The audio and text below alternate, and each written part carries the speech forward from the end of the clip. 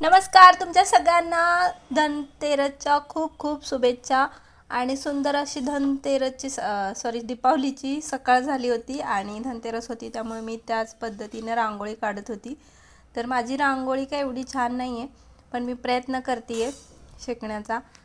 आणि त्यानंतर रांगोळी वगैरे झाली, स्वयंपाक झाला आणि त्यानंतर आम्ही बसलो नाश्ता करायला. तर नाश्ता आमचा भाजी चपातीचाच असतो पहा.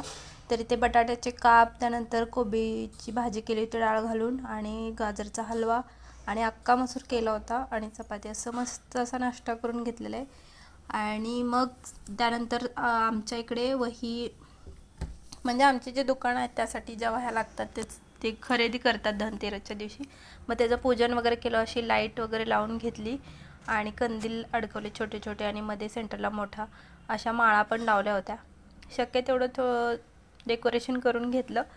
आणि शेजाऱ्यांचं पण आमच्या डेकोरेशन खूप छान झालेलं होतं, तेही तुम्हाला दाखवते.